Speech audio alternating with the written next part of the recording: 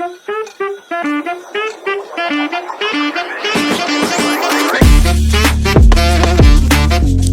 teman-teman podcast Kes, kembali lagi di podcast Kes milik UNR. Nah, hari ini kalian ketemu sama aku sebagai Nana, sebagai host hari ini.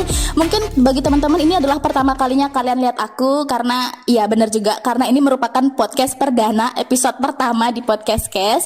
But teman-teman, aku nggak tahu kalian lagi nonton ini pagi, siang, sore, malam, dalam keadaan apapun. Tapi halo semuanya, halo para penonton dan para pendengar juga. Tapi teman-teman, aku hari ini nggak akan sendirian ngelakuin podcast ini, jadi nggak mungkin aku monolog. Tapi aku hari ini bakal TikTok, chit-chat sama salah satu wajah baru nih di Kabiro Kemahasiswaan. Ini dia, ibu cantik sebagai kepala biro kemahasiswaan. Nih, Bu, kan kata orang tuh tak kenal maka tak sayang. Jadi boleh dong kalau kenalan gitu. Ya, boleh sekali ya. Halo sahabat podcast Kes UNR. Jadi di sini saya selaku Kepala Biro Kemahasiswaan dan Alumni ya. Sebenarnya bukan wajah baru aja ya Nana. Kita ini stok lama ini. Stok lama tapi baru. Benar-benar. Ya, diberi kepercayaan untuk menjabat sebagai Kepala Biro Kemahasiswaan dan Alumni. Jadi nama saya Made Mulia Handayani. Saya juga selaku dosen ya di Fakultas Ekonomi dan Bisnis. Ya. Oh gitu, ih keren banget ya. Jadi kepala biro juga sebagai dosen. Nggak sibuk itu, Bu? Sebenarnya sibuk, tapi ya namanya juga dosen manajemen ya. Saya di prodi manajemen, jadi harus pintar-pintar memanajemen waktu. Benar. Ya. Nah, tapi kan tadi oh iya nih buat teman-teman mungkin pasti bingung gitu kan. Ini namanya panjang banget. Ini Ibu sebenarnya dipanggil sebagai siapa, Bu, sehari-hari? Baik, Ibu juga punya nama panggilan kesayangan ya.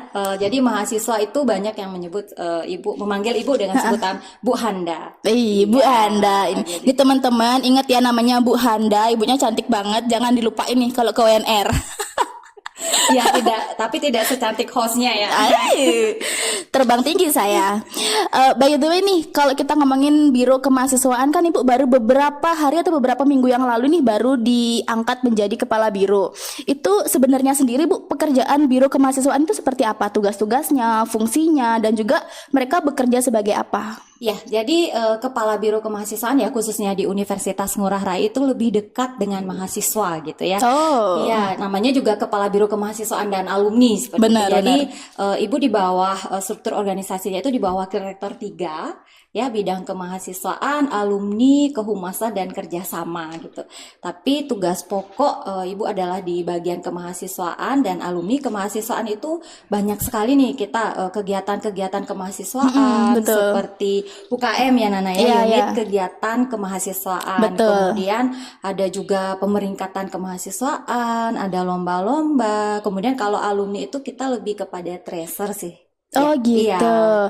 Tapi kalau kita ngomongin soal UKM nih, jenis-jenis kegiatan mahasiswa di UNR sendiri punya berapa UKM, Bu? Dan apa aja? Ya baik, di UNR kebetulan saat ini kami memiliki 6 UKM ya. Ya, jadi ada UKM futsal untuk yang non akademik, ada Badan Eksekutif Mahasiswa atau BEM, kemudian ada HIPMI PT UNR, Himpunan Pengusaha Muda Universitas Ngurah Rai, kemudian ada HIMAKIP, Himpunan Mahasiswa KIP, Kartu Indonesia Pintar itu.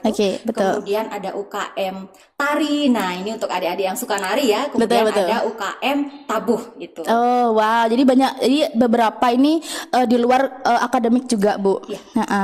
Nah, tapi untuk alumni sendiri, jadi setelah nanti mereka lulus dari UNR, mereka itu bekerja sebagai apa gitu? Maksudnya di sini sebagian besar gitu ya, alumni sebagian besar. Oke.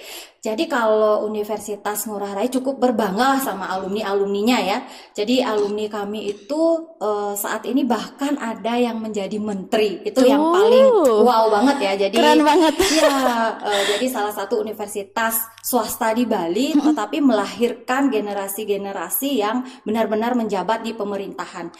Satu itu adalah Menteri Pemberdayaan Perempuan dan Perlindungan Anak. Wah, luar biasa sekali. Keren banget perempuan ya kan. Kemudian ada Menteri Koperasi Bupati ya itu ya. Kemudian ada bupati, bahkan beberapa bupati di Bali itu merupakan lulusan dari Universitas Ngurah Rai. Keren banget. Iya. Nggak sia-sia saya kuliah di UNR ya Bu ya. Iya, benar sekali ya.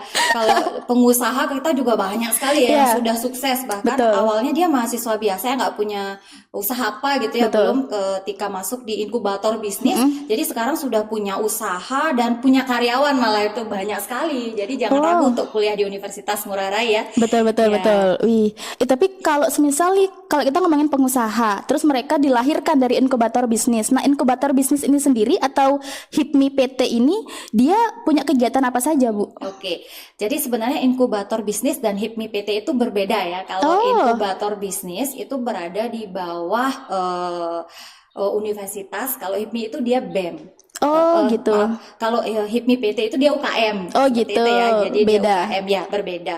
Tapi ini bisa keduanya gitu, fokusnya di kegiatan kemahasiswaan. Kalau HIPMI PT mereka mengadakan expo gitu ya, kemudian mengadakan pameran-pameran tentang UKM HIPMI, yaitu kewirausahaannya mahasiswa. Jadi ada hasil-hasil wirausaha mereka. Kalau inkubator bisnis ini melahirkan. Nah, namanya juga inkubator ya. Jadi inkubator. dari yang tenan-tenan yang belum memiliki usaha atau yang sudah punya usaha tapi masih kecil gitu, jadi diakomodasi di inkubator bisnis. Ya, jadi ada dosen pendampingnya juga. Iya. Wih, keren banget juga. Kalau teman-teman lihat ada di di akun Instagram di FEB itu banyak banget teman-teman expo yang sudah banyak banget karyanya dan mereka dapat beberapa hibah juga ya Bu ya. Nah, tapi kalau kita ngomongin soal mahasiswa, ini kan mahasiswa punya banget banyak sekali talenta di luar akademik juga. Misalnya, yang saya lihat mereka beberapa kali menang lomba futsal, bulu tangkis dan sebagainya.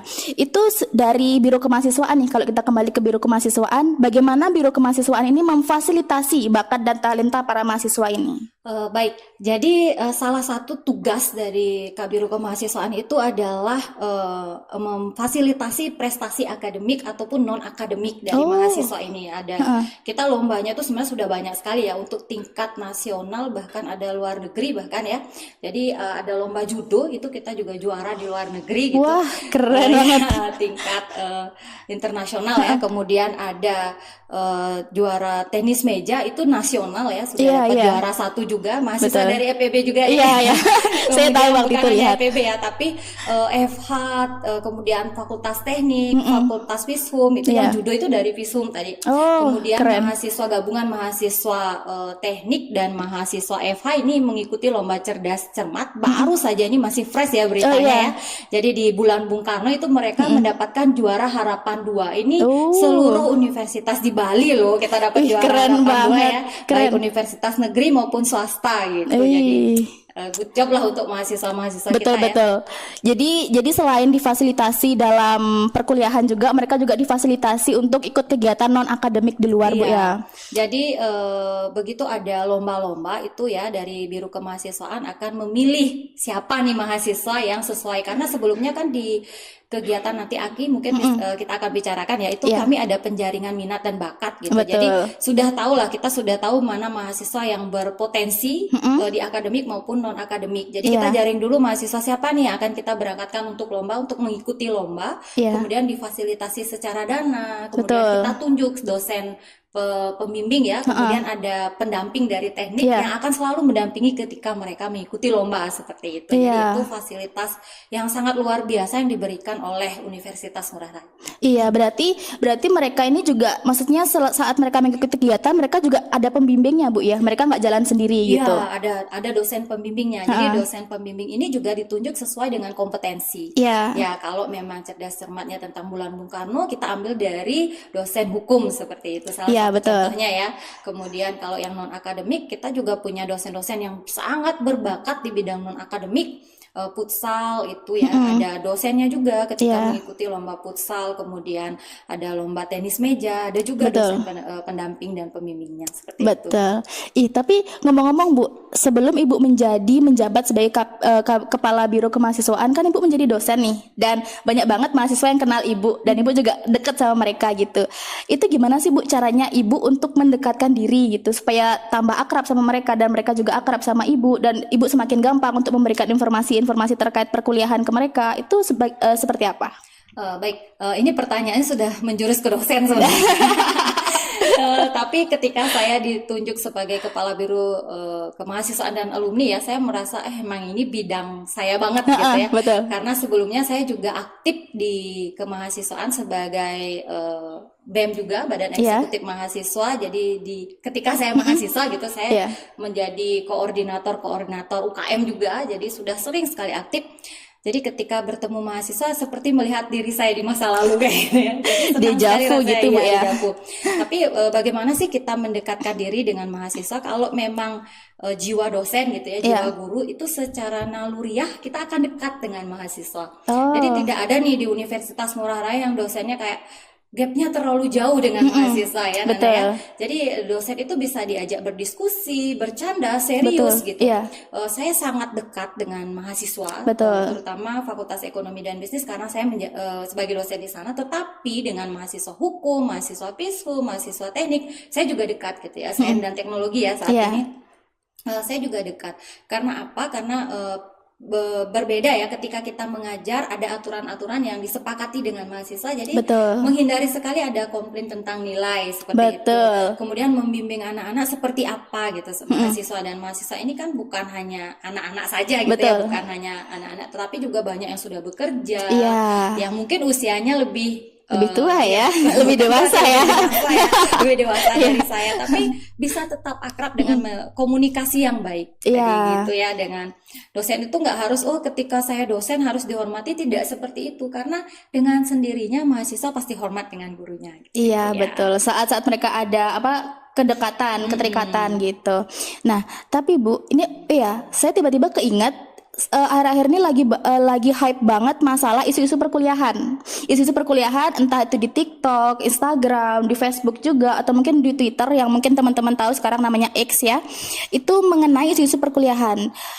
Nah, ini banyak banget mahasiswa yang bunuh diri karena mereka depresi dan stres saat mereka mengerjakan skripsi. Itu karena masalah dosen yang juga susah dihubungi dan sebagainya gitu. Nah, dari Ibu sendiri sebagai dosen dan juga sebagai kepala biro kemahasiswaan, itu Ibu bagaimana sih Bu menyingkapi hal ini? Baik, jadi saya jawabnya dalam dua pandangan ya, Nana, ya. Jadi di sini kalau sebagai dosen secara pribadi gitu ya, mudah-mudahan sih ini mahasiswa bimbingannya Bu Handayani itu nonton, jangan sampai gitu ya. Nonton. Harus nonton gitu ya. Jadi justru ibu lah yang menghubungi mereka untuk bimbingan. Jadi ini jarang banget Bu dosen yang kayak begini, serius.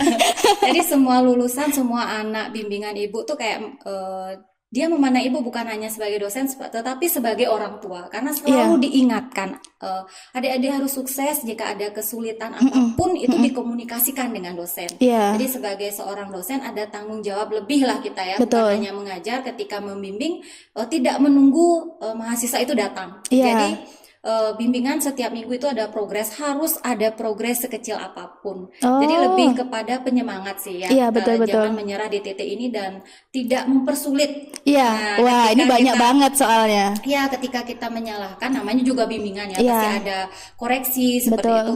Nah, solusinya seperti apa?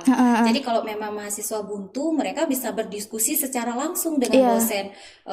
Dan bimbingan ini nggak harus datang sih sebenarnya ya, bisa online juga. Melihat kesibukan mahasiswa kita juga ada yang bekerja seperti itu ya.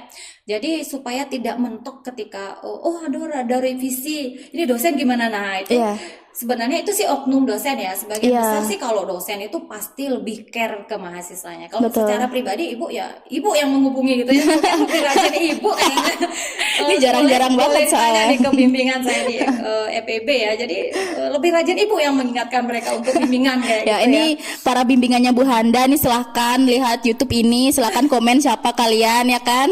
Ya, jadi sampai nangis mereka setelah lulus itu nangis karena terharu kayak gitu. Segitu sayangnya dengan dosen-dosen di sini. Karena seperti yang Nana tahu Ibu, ini tuh yang nggak di kampus UNR aja, tapi di banyak luar kampus juga mereka mengeluhkan dosen-dosen yang susah dihubungi gitu kan. Ada permasalahan lainnya. Oh, permasalahan yang baru-baru banget ini adalah isu kenaikan UKT. Kenaikan UKT yang banyak banget mahasiswa komplain di sosial media bahwa banyak juga yang mereka terpaksa keluar dari kampus karena mereka tidak mampu bayar UKT. Lalu apakah di Universitas Ngurah Rai juga seperti itu, Bu? Baik, untuk biaya kuliah sendiri di Universitas Ngurah Rai ini sudah sangat bagus ya, Nana ya. Jadi ketika Anda masuk, Anda sudah tahu berapa sih bayar UKT ini? Ya, sudah jelas ya kan? Sudah jelas, tidak akan naik sampai Anda lulus. Nah, itu bagusnya di Universitas Ngurah Rai. Dan sebenarnya kami banyak program sih ya, kalau di Biro Kemahasiswaan sendiri kita tuh juga membidangi bagian beasiswa. Jadi kami istilahnya perpanjangan tangan dari Dikti gitu ya, di Biro Kemahasiswaan untuk menyalurkan beasiswa KIP atau KIP kuliah itu. Ya, Kartu Indonesia Pintar. Itu bisa dimanfaatkan kalau ketika Anda mendapatkan beasiswa KIP, selain Anda bebas SPP ya, jadi bebas uang kuliah, itu mahasiswa mendapatkan uang saku juga. Waduh, uang sakunya lumayan besar loh. Wah, sangat terbantu banget ya Ibu. Berarti kalau di UNR sendiri itu segala pembayaran itu sudah jelas dan tidak akan naik sampai mereka lulus nantinya. Iya, sudah sangat jelas. Jadi kami sistemnya adalah ketika Anda masuk, misalnya saja ya SPP itu 3 juta, sampai lulus Anda akan bayar segitu. Jadi tidak ada kenaikan apapun dari SPP. Masalah pembayaran nih, tiba-tiba kita karena ngomongin pembayaran, saya jadi kepo nih soal pembayaran. Kan bentar lagi ada AKKI, AKKI 2024 ini penerimaan mahasiswa baru. Nah, pastinya juga teman-teman di luar sana, siapa yang mau masuk ke UNR, pasti mereka juga mencari nih berapa biaya di UNR gitu Bu. Nah, untuk biayanya sendiri bagaimana? Baik, untuk biaya perkuliahan ini kan banyak ya, bukan hanya SPP saja ya, ada biaya pendaftaran, kemudian ada biaya AKI, seperti UAS, tadi, UTS juga. UAS, UTS. Jadi silakan di follow IG kami ya. Jadi IG Universitas Ngurah Rai, kemudian di follow juga nih IG-nya PMB UNR ya. Jadi bisa dilihat di sana untuk detail pembayarannya. Kemudian kalau dari kami itu ada gratis biaya wisuda loh untuk yang adik-adik yang mau kuliah. Iya, untuk yang mendaftar di tahun sekarang itu ada gratis biaya wisuda. Kita itu sudah bebas biaya SKS, bebas uang gedung, kapan lagi gitu. Iya, kampus mana lagi yang ngasih gratis SKS gitu kan. Gratis wisuda juga. Jadi cepat-cepat ya untuk mendaftar di Universitas Ngurah Rai. Betul. Buat teman-teman nanti yang mau follow Instagram FEB dan juga universitas, fakultas-fakultas yang lainnya juga, PNB Bu ya, PNB, silahkan ya di sini para editor, panggilan untuk editor, silahkan di sini, silahkan follow teman-teman ya kan, untuk lihat lagi di webnya juga, silahkan dilihat berapa pembayarannya gitu. Ya, di web kami ya unr.ac.id, jadi di situ sudah ada informasi tentang pendaftaran mahasiswa baru. Iya betul. Nah ini kalau kita ngomongin pendaftaran, ini kan ada, kalau nggak salah di akhir Agustus atau mungkin di bulan September September nanti ada AKKI. AKKI 2024. Itu kegiatannya seperti apa, Ibu? Oke, AKKI ini namanya ya disingkat menjadi AKI biasanya, aktualisasi kehidupan kampus dan inaugurasi. Jadi ini bahasanya simpel, yaitu adalah pengenalan tentang kehidupan kampus. Rencananya memang di awal September gitu ya. Nah, biasanya kami laksanakan di awal September. Jadi AKI di Universitas Ngurah Rai itu didesain Heptan. Jadi mahasiswa mahasiswa baru itu dia tidak tegang gitu, tidak ada penggojlokan seperti mungkin ada di universitas lain kayak gitu. Betul. Ya. Kami tidak, tapi lebih kepada pembekalan. Bagaimana saat Anda masuk di kehidupan universitas, terutama di Universitas Ngurah Rai. Betul. Ada pembekalan tentang akademik gitu nanti dari Wakil Rektor 1 ya. Kemudian ada pembekalan tentang keuangan, jadi bagaimana sistem pembayarannya, karena kami juga memiliki yang namanya SIAKAD ya, Sistem Informasi Akademik itu. Kemudian dari Wakil Rektor 2 kalau tentang biaya-biaya perkuliahan, kemudian dari Wakil Rektor 3 ini tentang kemahasiswaan. Jadi kegiatan-kegiatan kemahasiswaan. Istilahnya kalau di Biro Kemahasiswaan itu kami merupakan orang tuanya lah mahasiswa. Betul. Badan konselingnya juga untuk mahasiswa yang bermasalah ya. Contohnya tadi misalnya nih ada dosen tidak bisa dihubungi selain Kaprodi, dekan gitu. Mahasiswa juga bisa mengadukan hal itu ke Biro Kemahasiswaan. Oh begitu ya. Jadi kami orang tuanya mahasiswa, perwakilan dari orang tua mahasiswa. Betul. Nah, tapi kalau di AKI kan AKI juga sebutannya tuh kalau di kampus lain tuh mungkin ospek ya, Bu ya. Ospek. Ya. Nah, di beberapa kampus lainnya itu banyak banget yang ospeknya lama, ada yang sebulan atau mungkin seminggu dan lebih gitu, dan juga mereka dapat banyak tugas dan mereka juga pasti ada penggojolokan tuh Bu sama senior-seniornya dan sebagainya. Apakah nanti di AKI 2024 akan seperti itu juga? Oh tentu tidak ya. Kalau Universitas Ngurah Rai seperti yang saya bilang tadi, AKI-nya konsepnya itu kehepan. Jadi mahasiswa bisa tahu kehidupan kampus tanpa perlu penggojolokan. Mereka akan ada penjaringan minat dan bakat. Nah tujuannya untuk membangkitkan potensi akademik ataupun non akademik mahasiswa. Betul. Penjaringan minat dan bakat, misalnya kalau yang suka nyanyi nih, kita buatkan panggung seni. Jadi mereka bisa nyanyi, bisa nari gitu di panggung seni itu ya. Kalau yang punya band bisa tampil di sana. Betul. Kemudian nanti misalnya ada lomba-lomba nih, lomba pidato yang akademik, lomba debat atau himne UNR yang suka paduan suara gitu. Jadi banyak sekali kegiatan-kegiatan yang akademik ataupun non akademik yang kita gali di AKI ini. Gitu. Jadi lebih bermanfaat Bu ya, maksudnya pengenalannya lebih dalam gitu, nggak cuma asal yang ospek asal, tapi kita juga memberikan pembekalan. Iya benar sekali. Jadi gimana sih Universitas Ngurah Rai gitu ya, itu di AKI. Kemudian untuk harinya tidak berbulan-bulan ya, seminggu saja nggak sampai gitu ya. Jadi kami melaksanakan AKI itu maksimal 3 hari. Sebentar sekali. Dimana lagi teman-teman kalian ngelihat ospek di kampus yang cuma sebentar dan have fun lagi tentunya. Nah, kalau kita ngomongin AKI 2024 ini kan sudah mendekati pergantian mahasiswa baru nih Bu. Itu gimana sih Bu saran untuk mahasiswa baru nih teman-teman yang pasti kan ada culture shock ya dari kalian yang SMA atau SMK sekarang pindah ke kuliah.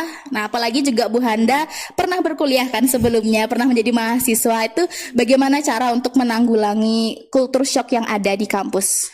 Baik. Jadi sebenarnya ketika kita mengatakan culture shock ya, jadi shock tentang budaya universitas gitu ya. Kalau di Universitas Ngurah Rai tidak ada sih sebenarnya yang membuat mahasiswa shock gitu ya, karena di awal memang sudah dijelaskan seperti apa kalau di AKI itu. Oke, jadi adik-adik calon mahasiswa baru di Universitas Ngurah Rai baik yang sudah mendaftar ataupun yang belum kayak gitu ya, jangan pernah takut untuk kuliah di Universitas Ngurah Rai. Di sini kami memfasilitasi gitu ya. Untuk perkuliahan itu ruang kelas yang nyaman, ber-AC, kemudian ada LCD, dosen-dosen yang memang selain berkompeten, dosennya juga ramah gitu ya, dan benar-benar dekat dengan mahasiswa. Karena tujuan kami itu adalah melahirkan generasi muda gitu ya, yang sukses, bukan ditempa sekeras mungkin, tidak seperti itu. Jadi lebih kepada pendekatan lah dengan mahasiswa. Kemudian di Universitas Ngurah Rai ada wifi-nya, perpustakaan yang nyaman, kegiatan-kegiatan UKM yang merangkum mahasiswa, kegiatan kewirausahaan. Fakultas Hukum punya yang namanya ruang persidangan semu, itu sudah bagus sekali ya. Kemudian di Fakultas Sains dan Teknologi mereka punya lab juga, lab tersendiri juga. Ada fasilitas yang memadai. Ada fasilitas, kemudian ada Fakultas Ilmu Sosial dan Humaniora. Ini juga kebetulan prodi mereka adalah administrasi publik gitu ya, dan banyak juga lahir bupati dari sana kayak gitu ya. Jadi sistem pembelajaran pasti sudah bagus banget, tidak perlu diragukan untuk kuliah di Universitas Ngurah Rai. Nggak ada tuh yang namanya kultur shock kayak gitu, yang nggak ada. Jadi jangan takutlah untuk kuliah di Universitas Ngurah Rai. Ya, jadi teman-teman, kan dari tadi kita udah tektokan nih sama Bu Handa. Aku sama Bu Handa udah ngomong kesana kesini mengenai perkuliahan, terus tentang kemahasiswaan dan lain sebagainya. Ini sebagai penutup deh Ibu, sebagai penutup, bagaimana pesan dan harapan Ibu kepada seluruh mahasiswa entah di kampus UNR atau mungkin kampus lainnya yang sedang menonton video ini? Baik, pesan ya sebagai dosen sekaligus kepala biro kemahasiswaan, jadi ingat, tujuan utama Anda kuliah itu untuk apa? 1, untuk mencari ilmu pengetahuan. 2, untuk mewujudkan cita-cita. Di balik itu pasti untuk membanggakan orang-orang tercinta ya, orang tua, keluarga, pacar, atau suami atau istri, anak gitu kan, yang mahasiswa tidak hanya yang fresh graduate, tapi ada yang sudah bekerja juga. Tolong jangan pernah menyerah, apapun masalah gitu ya, di pembelajaran, di perkuliahan itu bisa diselesaikan dengan mudah gitu sebenarnya ya. Jangan pernah menyerah, kemudian pegang, Anda begitu masuk harus keluar tepat waktu. Jadi jadilah sarjana yang sujana biasanya kita katakan ya. Jadi bukan hanya belajar akademiknya saja, non akademiknya, kemudian social question, emotional question itu juga sangat-sangat bisa didapatkan dengan Anda berkuliah. Gitu. Jadi teman-teman, itulah pesan-pesan buat kepada seluruh mahasiswa yang sedang menonton video ini. Jangan lupa tetap semangat dan selesaikan pendidikan kalian tepat waktu. Nah Bu Handa, terima kasih Ibu sudah hadir tiktokan bersama saya. Terima kasih sudah hadir di podcast Kes. Terima kasih banyak. Dan teman-teman semuanya, kita sudah berada di penghujung acara. Aku ucapkan terima kasih banyak buat teman-teman yang sedang menonton video ini atau mungkin sedang mendengarkan video ini. Terima kasih banyak atas dukungan kalian, dan jangan lupa tinggalkan jejak kalian, jangan lupa like dan juga komen, dan terakhir jangan lupa subscribe channel ini. So, ini aku Nana dan sampai jumpa di podcast berikutnya. Bye bye.